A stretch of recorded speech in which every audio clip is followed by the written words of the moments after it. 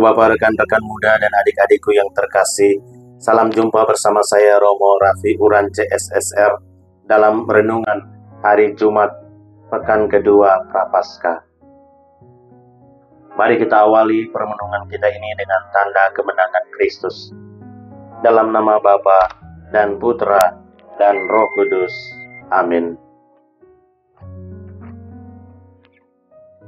Tuhan bersamamu dan bersama rohmu.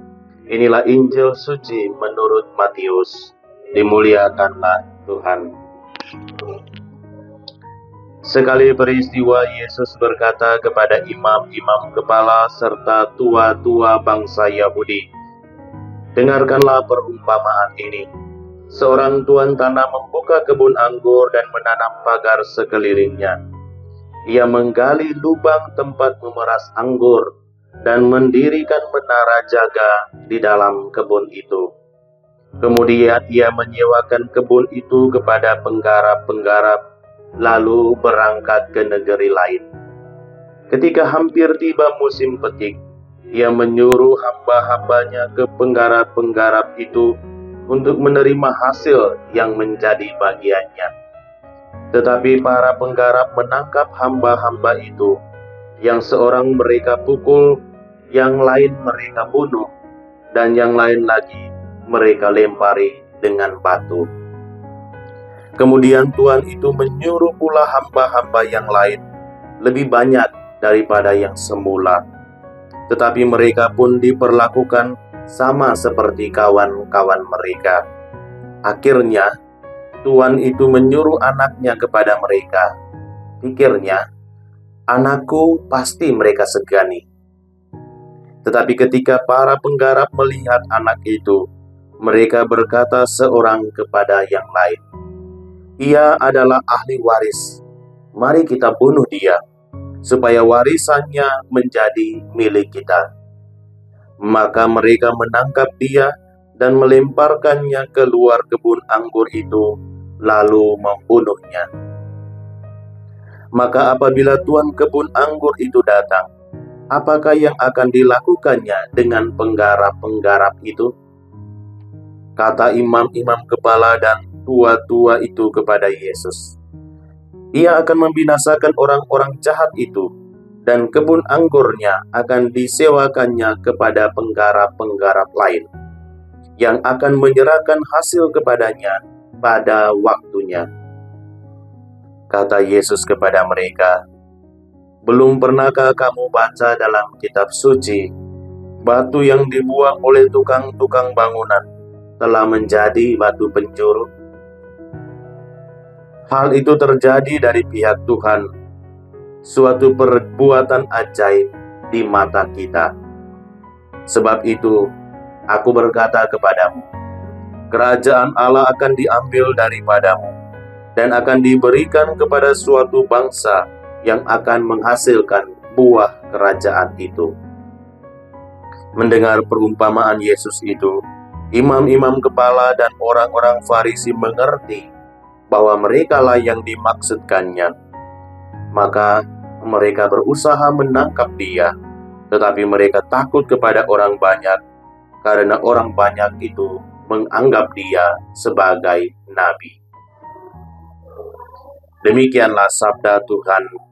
Terpujilah Kristus. Ibu bapak, rekan-rekan muda dan adik-adikku yang terkasih dalam Tuhan kita Yesus Kristus, hari ini kita memasuki hari pertama dalam bulan Maret, tanggal 1, sekaligus hari ini juga adalah Jumat pertama dalam bulan. Kita disajikan dengan Injil yang kita dengarkan tadi, yang merupakan kisah sebuah perumpamaan yang disampaikan oleh Yesus tentang seorang tuan tanah yang akan membuka kebun anggur dengan para penggarap atau pekerjanya. Tuan tanah itu membuka kebun anggur lengkap dengan semua fasilitasnya yang memadai, yakni ada pagar keliling, ada tempat untuk memeras anggur, dan ada juga menara jaga. Fasilitasnya fit, sangat lengkap. Setelah ia menyiapkan semuanya, ia kemudian menyewakannya kepada para penyewa atau para penggarap untuk merawat dan mengelola kebunnya supaya menghasilkan buah anggur yang melimpah. Menjelang musim panen, si tuan tanah meminta bagiannya. Ia hanya ingin menerima hasil yang menjadi bagiannya. Dia tidak meminta lebih dari yang mereka bisa berikan. Akan tetapi, bukan bagian yang didapatkan, melainkan siksaan yang dialami oleh para utusannya. Tidak puas dengan siksaan, akhirnya mereka pun membunuh ahli waris kebun anggur itu. Pendekatan tuan tanah terhadap para penyewa juga beberapa kali, yakni dengan mengutus utusannya secara bertahap. Namun karena perlakuan yang tidak wajar yang diperoleh para utusannya, maka ia kemudian memutuskan untuk mengutus anaknya sendiri. Malah lebih buruk yang dialami anaknya. Dengan ini menampakkan bahwa betapa tertutupnya hati mereka terhadap segala cara pendekatan yang diusahakan oleh tuan tanah. Semua cara tidak dapat menembus kekerasan dan kebebalan hati mereka terhadap kebenaran. Mereka menganggap apa yang mereka lakukan adalah benar dan tidak perlu menanggapi pendekatan tuan tanah itu. Pilihan mereka untuk menolak kebenaran berakibat fatal. Apa sebenarnya kesalahan dari para penyewa kebun anggur? Pertama, mereka tidak memenuhi tanggung jawab untuk mengembalikan apa yang menjadi milik tuan tanah. Yang kedua, mereka melakukan penganiayaan terhadap orang yang tidak bersalah. Dan yang ketiga, mereka membunuh anak tuan tanah. Siapa sebenarnya para penyewa yang Tuhan Yesus maksudkan?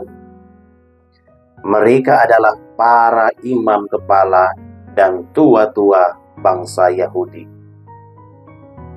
Ibu bapak, rekan-rekan muda dan adik-adikku yang terkasih dalam Kristus, apa sebenarnya maksud dari cerita yang diceritakan oleh Yesus ini? Pada ayat 43 adalah jawabannya, yaitu, "Aku berkata kepadamu, kerajaan Allah akan diambil daripadamu dan akan diberikan kepada suatu bangsa yang akan menghasilkan buah kerajaan itu. Ia akan mengambil dan mengalihkan anugerahnya itu kepada orang-orang bukan Yahudi yang telah menyambut Injil dan hidup sesuai dengan Injil itu." Jadi, menerima dan menjalankan Injil adalah kriterianya. Injil membawa dua akibat, yaitu pertama, yang menolak akan ditolak dan binasa. Yang kedua, yang menerima akan dirombak dan diperbarui. Mengapa harus diperbarui? Karena Tuhan menuntut buah-buah kehidupan yang sepadan dengan pengakuan iman. Tanpa buah-buah yang nyata dan baik, hidup tidaklah bermakna. Ibu bapak, rekan-rekan muda dan adik-adikku yang terkasih dalam Kristus, dalam gereja Katolik sudah jelas Yesus telah memberikan gereja segala sesuatu yang diperlukan untuk menjadikan umat Kristiani dapat menghasilkan buah. Pagar-pagar sudah ada, yaitu perintah-perintah dan nasihat-nasihat untuk melakukan perbuatan baik yang telah tertuang di dalam Alkitab yang harus dilakukan oleh seorang Katolik, dan sakramen-sakramen yang menjadi kekuatan kita. Tempat untuk memeras anggur sudah ada juga, yaitu medan-medan karya sosial dan pelayanan kemanusiaan lainnya. Menara pemantau juga sudah ada, yaitu Allah sendiri yang selalu memantau segala gerak-gerik kehidupan kita. Maka, di rumah, di masyarakat, di tempat kerja, dan di mana saja kita berada, kita harus berjuang menjadi penghasil buah yang baik. Konkretnya, dengan saling berbagi berkat, dengan mengorbankan waktu dan bakat kita demi kesejahteraan banyak orang, dengan rendah hati dan penuh kasih melayani orang lain dalam keluarga, dengan saling menghormati dan menyemangati, dan dengan mengajar serta merawat anak-anak kita dengan baik. Oleh karena itu, ibu bapak, rekan-rekan muda, dan adik-adikku yang terkasih, mari kita berjuang bersama-sama untuk menerima Injil dan menghasilkan buah-buah yang baik dalam kehidupan kita setiap hari. Tuhan memberkati kita semua. Amin. Semoga Allah yang Maha Kuasa memberkati ibu, bapak, rekan-rekan muda, dan adik-adik sekalian dalam usaha, niat baik, dan pelayanan pada hari ini, dalam nama Bapa dan Putra dan Roh Kudus. Amin.